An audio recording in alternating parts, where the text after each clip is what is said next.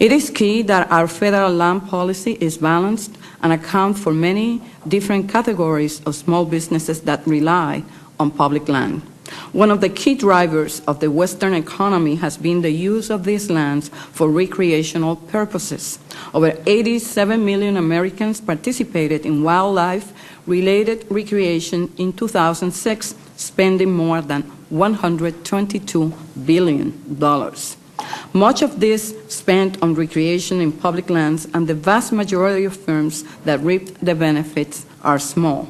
Hunting and fishing outfitters depend heavily on the use of public lands.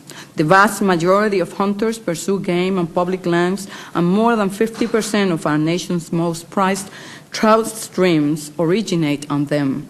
These dollars support outfitters, gear manufacturers, and the hotel, restaurant, and shops that cater to the tourists who visit these lands. Our nation's cattlemen have also depended on this land for grazing their herds since the 1800s. These ranchers are able to lease these lands from the federal government to bring their cattle to market. While BLM leases 160 million acres a year for grazing purposes to the year, there is increased concern about access and whether the land is usable.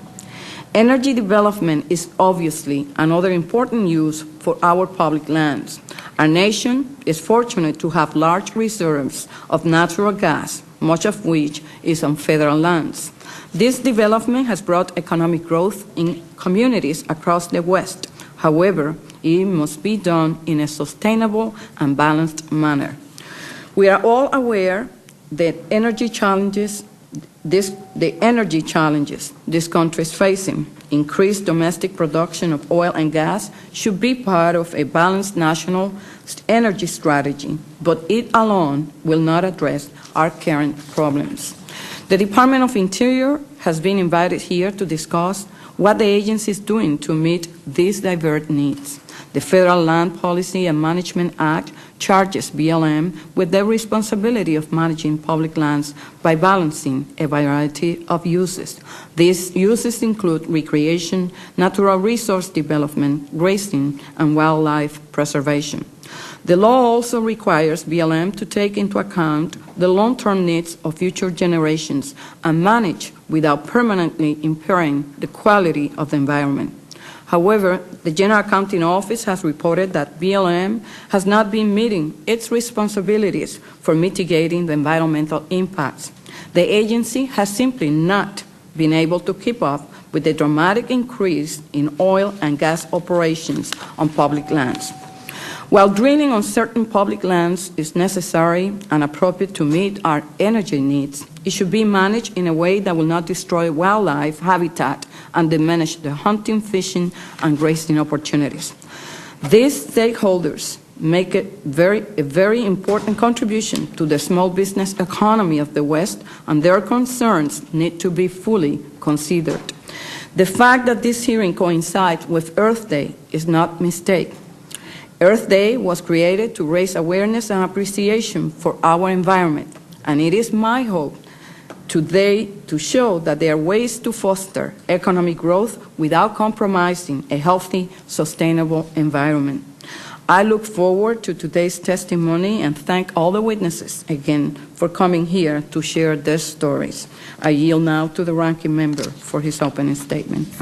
I thank the Chairwoman for yielding, and I also thank her for holding this important hearing on the management of federal lands and how best to manage those lands to benefit all Americans, including small business owners. The Bureau of Land Management in the Department of Interior manages about 258 million acres of land.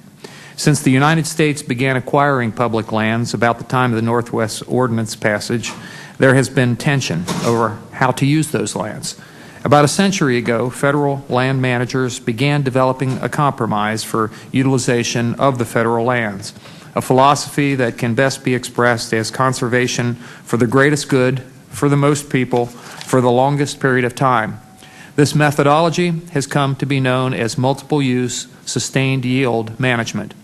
This system means that no single use takes priority over any other use on the 258 million acres under the Bureau of Land Management's control. Proper management, and let me emphasize proper management, should enable the public lands to be used for a variety of uses, be it hunting, fishing, outdoor recreation, grazing, or oil drilling. For those who know the difficulty of maintaining a nice lawn and a small garden, making sure that there are no weeds, trying to prevent the neighbor's pets from chomping on the just sprouting bushes, and controlling children's play on a newly seeded grass, just imagine trying to do something similar on 258 million acres of land spread across the western United States. That is the Bureau of Land Management's job, only a lot more complicated, because the agency is required to consider a multitude of uses, not just growing a green lawn. Given the immense task delegated to an agency staffed by human beings, I'm sure that one could cross these federal lands and certainly find some lapses in the Bureau of Land Management's management, just as someone could travel in any neighborhood of the United States and find flaws in someone's lawn. The issue is not whether the BLM should manage the land for multiple uses. Congress put to rest that issue in 1976 with the passage of the Federal Land Policy Management Act. Rather, the question is whether current practices of managing the land for multiple uses satisfies the overriding ideal of using the federal lands to obtain the greatest good for the greatest number of people for the longest period of time. I'll be interested in the witnesses' perspective on that issue. Finally, it's important to note that there are a large number of small businesses that are not represented at this hearing. The small business that must pay nearly $4 a gallon for gasoline. If the public lands are owned by all Americans to benefit all Americans, we must not forget about the benefits those businesses get from environmentally sound extraction of oil from federal lands.